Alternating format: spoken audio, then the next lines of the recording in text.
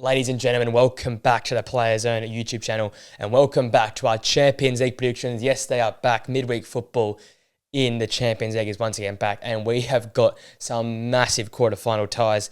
Of some average round of 16 ties, we have some almost Champions League final level games here in the quarterfinals. I am here for the leg one predictions. Boy, massive games to look forward to across tonight and tomorrow night. Huge games to be excited about and absolutely cannot wait to dive into them here. Obviously, my round of 16 predictions were not that great, to be honest. I had a few I got well and truly wrong. So we're going to have some good predictions here, but just mostly excited about having the Champions League back here. Once again, some midweek football and some proper midweek football at that. Before we get in the video, guys, if you wouldn't mind liking, commenting, subscribing, pressing that post notification bell, that would be much appreciated. We are on the road to 500 subs. It'd be amazing if we can somehow get there before the end of this footballing season and kick us into the gear for the Euros. So with it all being said, ladies and gents, let's get straight into these predictions.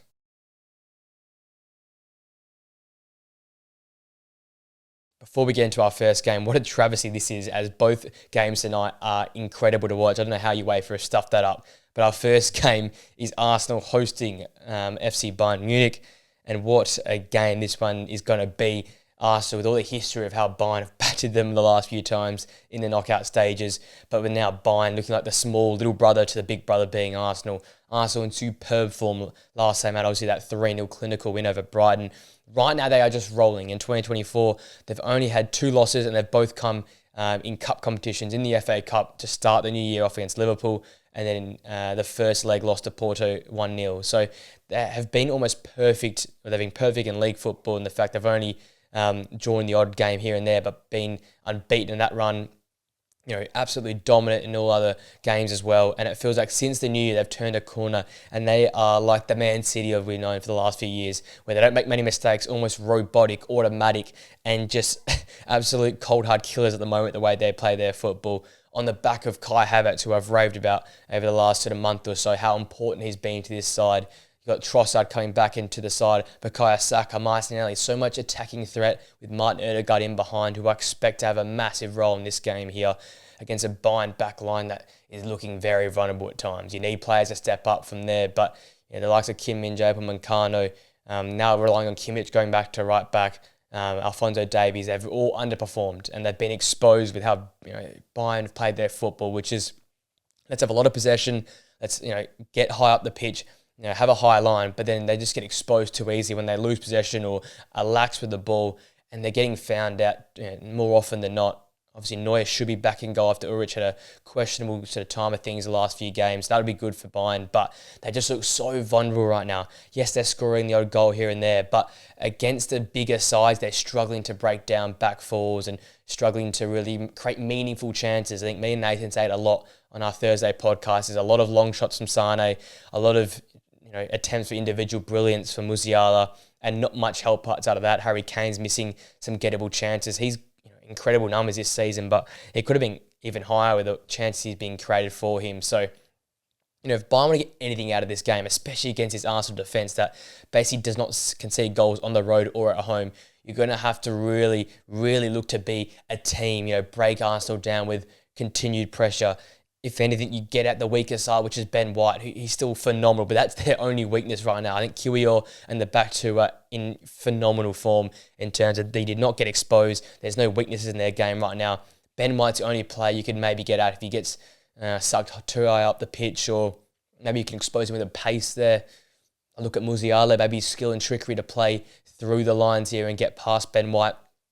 That is their weakest link, Arsenal, at the moment, because in goal, Raya has been solid enough. This back four is resilient and hard to pass. So I think a Musiala and Ben White type combination, the creativity and trickery of Thomas Muller in behind, and a very clinical Harry Kane is what Bayern are going to need. But most importantly, I'm looking for the likes of Kimmich, Kim Min-jae, Upamecano to stand up at the back. We need some of their best performances of the season, if not the best performances, if we want to see Bayern compete, because I just see Arsenal storming away with this, with Kai Havertz, with his ability to drop in. I think he'll probably play that sort of false 9 role in this game here, with Odegaard in behind him.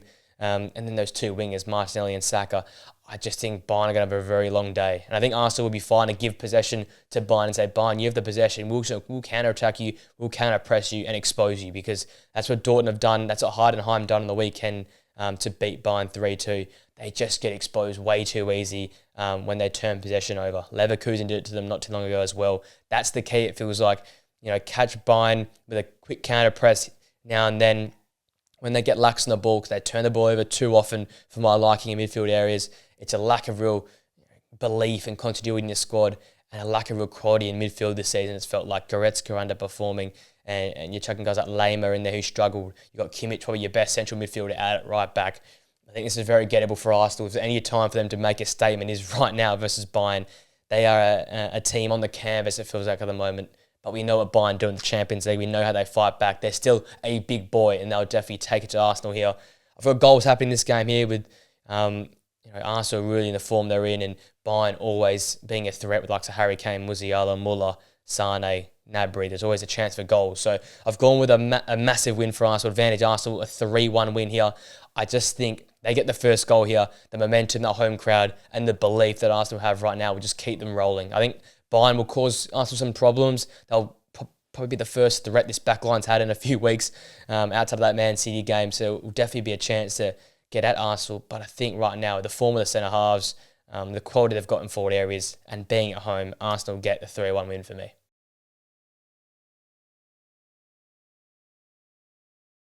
Our next game is Real Madrid versus Manchester City, and it is not a Champions League final. It's somehow a Champions League quarter-final. I would pay a lot of money to see these two teams play in a final, but yes, again, we don't get to see it happen. But boy, these two teams have put on some great displays over the last few years. And if I'm not mistaken, I believe Real now haven't lost in 13 games. They are 21 home games unbeaten at the moment. City haven't lost in 24 games and are 14 games unbeaten away from home. So we have got two powerhouses, the best team in the world all time in Real Madrid, and probably the current best team in the world on paper in terms of Man City. These two teams are the top two in the world by a long way, I believe. They've got the quality, they've got the pedigree in this competition, and somehow we don't get to see them in a final once again. But we've seen in recent years how massive this Titanic type battle is. Ancelotti versus Pep Guardiola, Vinicius versus Haaland. You've got Ruben Diaz versus Rudiger. There's all apart, KDB versus Modric. You can almost put together matchup after matchup after matchup. It is ridiculous in this game here. There is stars all over the pitch. It feels like a World 11 type game where it should be a charity match. But no, these two teams are competing head to head once again. Starting off with Real Madrid, they have been phenomenal in recent weeks. That a little spell there where they just got through a few tough games. You look at that Leipzig tie in the round of 16, weren't at their best, were missing a lot of players, but they just find a way to grind out results.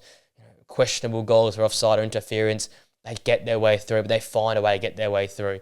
But now you look at the available players. Nacho's back a centre half. You've got Rudiger back as well.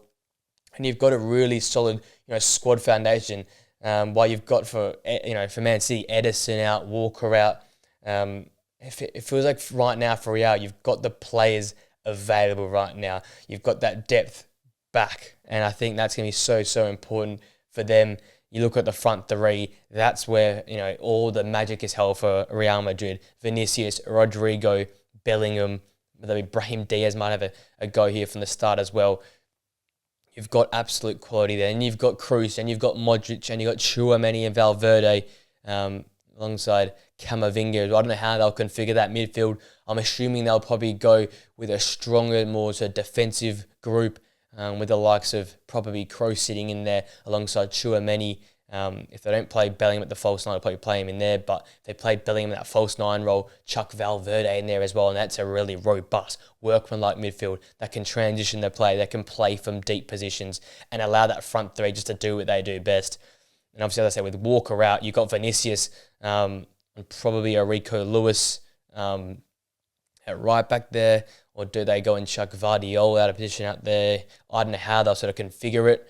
But it's going to be a big matchup. That's probably where Real probably have the advantage over Man City, but Man City have got Erling Haaland and they've got Kevin De Bruyne. And the last few weeks they've struggled, but They come back on the weekend and both single-handedly win that game for Man City versus Crystal Palace.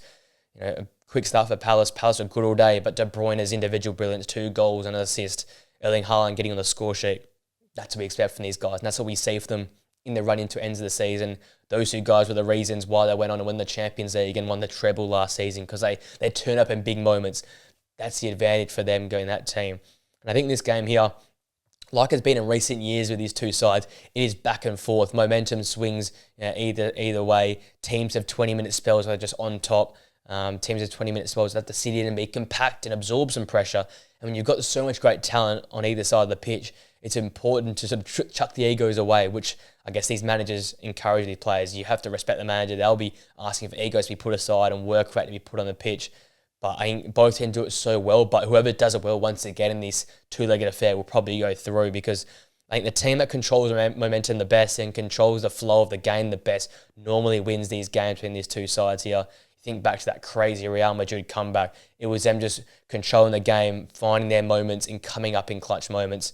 In the last few years when City have gone through, it's been them, having those better moments, using momentum to their advantage and getting on top with key plays and in key moments. And that's what got them through all the top teams last season, all the way to winning the Champions League, is that they read moments, they used momentum, they absorbed chances when they had to, and that's what the best teams do. And when these 2 teams are the quality on both sides, you're going to have to defend for periods of time. Man City aren't going to have 70% possession. They might only have 55 or 60, which still sounds ridiculous. Real Madrid might not have their 70% possession. They might have to go for 40% possession with the way they can figure up. But both these teams will definitely put up a massive fight. And I think with all the quality on either side, that's where it's really going to come down to it. Who can take those half chances and who can control the momentum, the flow of the game, who can put their egos aside more and defend. I think that's what's going to come down to. I can only really see one big difference in either side. It's that when we're going to miss out on that Vinicius and Kyle Walker matchup, and you got Man City, you've got Kevin De Bruyne, and they've got Erling Haaland. That relationship there, those for the 2 sides, basically seem like each side's advantage. Both sides have great keepers in that are not their starting keepers, but incredible form. Both sides have got their normal groups back at the back. Rudiger, Nacho, and Eden Militao available for Real. Obviously, Man City got Diaz, Stones, Vardiol, Ake, just to name a few. So both sides are basically full strength outside of the odd player out here and there. Obviously, it's Real Madrid's home game at the first leg. So I guess if City can take it to them and get a result, obviously advantage City. But I know how good Real have been this season. They always find a way, whether it be behind or whether it be, things aren't going their way or dodgy, call goes their way. They always find a way to get the job done, and especially in the Champions League. They missed the Champions League for a reason. Ancelotti missed the Champions League for a reason. Jude Bellingham's been a clutch player this season for a reason. They always find a way to go over the line. And I think it's going to be so nitty and gritty. Unlike a lot of the affairs in recent years between these 2 sides, seen 3 or 4 times, they've been really open at times and really expressive with times they're compact. But I feel this game here will be 90 minutes of tense, tight football. Both teams will not want to give much away, especially in this first leg here. But I got Real Madrid just getting over the line, 2-1. I think a Bellingham goal and a Vinicius goal for me for Real Madrid. I think City will pull one back late. I think they'll be 2-0 down and they'll find a way to get one back to keep it interesting for the second leg. But I think Real Madrid take the advantage here in this first leg here, just with the role of momentum being at home. I mean, they just have the edge here over Manchester City.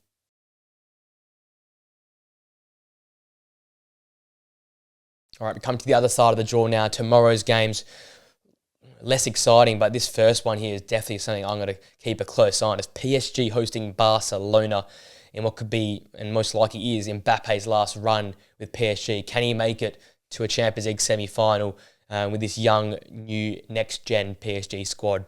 It's going to be big on them.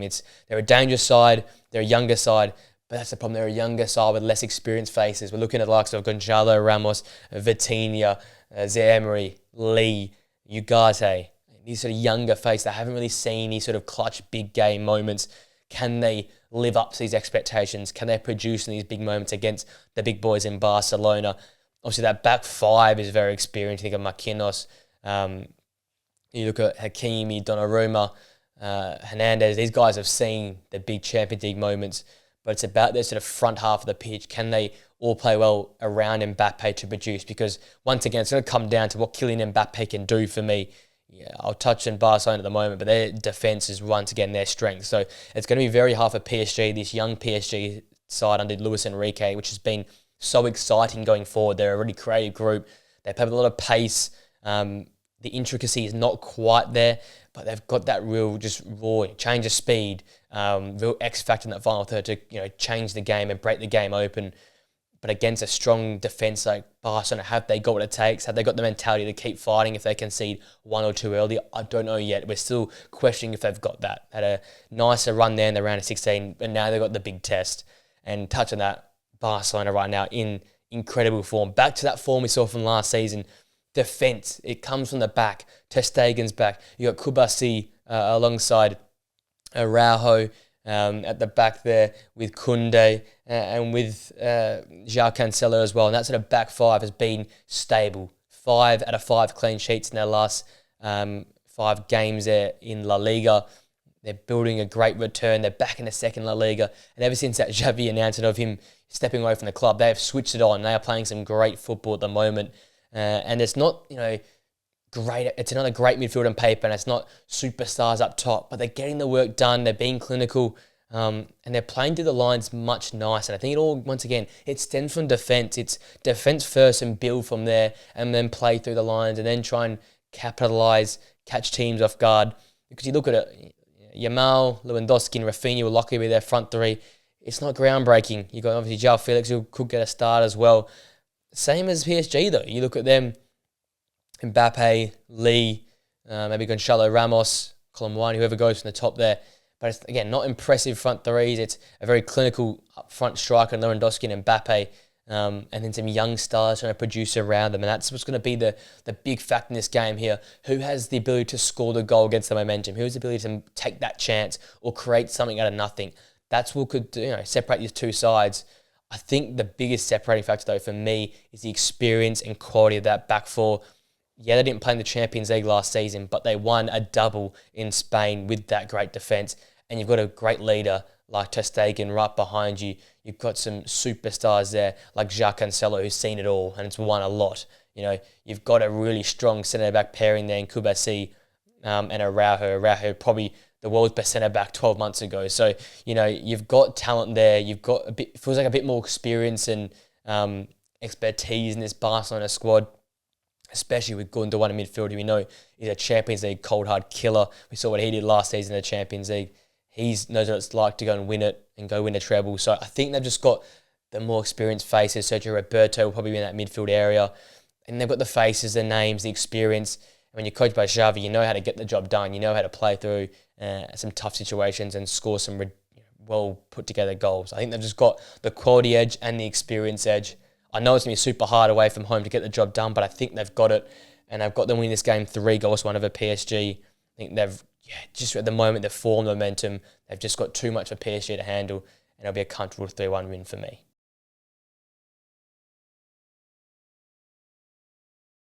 That now brings us to our final games of the quarterfinals. It's Atletico and Madrid hosting Borussia Dortmund. Probably the least exciting out of all the ties, but yet still very exciting for one of these clubs to make it to a Champions League semi-final. And it's going to be an interesting affair. Two teams that are yo-yoed around a fair bit this season, both sitting, obviously, Atletico in 4th, Borussia Dortmund in 5th in their league, so have underperformed this season in many regards. And Atletico recently especially have been a massive yo-yo club. A tough win last time, about 2-1, but we know they've had some tough losses recently as well, surrounding that massive round 16 win versus Inter, who I stupidly said I could see going on and winning the whole thing with the form they were in. But that's what we get with Simeone-type football. They're a great cup team. They're a great knockout stage team because they can be so compact. They play like an international side in these cup competitions. They're really hard to beat. They might not be exciting to look at, but yes, they can attack with a lot of pace. They take their chances when they get them, and they just know how to win moments and read moments. You've got experienced players in there, Saul Koke, that know the club, that know their style of football. Axel Witsel, we've seen a lot in European club football as well. So you've got these leaders all over the park, and Memphis Depay, Alvaro Morata, Antoine Griezmann, these guys who have seen a lot of European football that are versed in this sort of situation. And that's what's sort of going to be their advantage, their know-how, their ability to win these type of games. And this season we've seen them at times go to a more aggressive style of football, more possession-based. But we've also seen them play without the ball. Last time out, they only saw, I think, 28, 29% possession in their 2-1 win. Not great to look at, but they got the job done, right? And that's what Atletico Madrid have, that versatility to play in so many different ways with a great manager that knows how to win these cup competition type games. You look at Dortmund, very impressive in recent weeks. Obviously a tough loss versus Stuttgart last time out, but they've been super hard to beat this season. If you think about it, the 2-0 win prior to that versus Bayern Munich, and then a clinical display versus Frankfurt prior to that. So they're a team also that have that X factor as well. You think of Martin, Sancho, I think of Adeyemi as well, who could be a game changer in this game for me with his pace and his ability to be clinical in front of goal. I think that's the thing for Dortmund. If these young stars and if these X-Factor players can live up to their expectations or their best type performances, they can cause Atletico Madrid some problems. But we just know that Atletico Madrid players and their team and their system and the manager and Simeone, they always get at least a 6 out of 10 out of everyone. And that's really hard to beat at times because if Dortmund aren't at the races for the full 90 minutes or slack off or have missed moments like we saw at Inter, Atletico will pounce and will get there and work their way through. So as such, I think I see Atletico Madrid win this game. You've got the likes of Griezmann and Depay up top that are just strikers and forwards that know how to get the job done. They might only get 4 or 5 chances, but they'll probably convert one out of nothing. They'll probably make the most of half chance, and that's why they get over the line for me. It's going to be a scrappy type game. I've got Atletico getting over the line at 2-0 in this one here.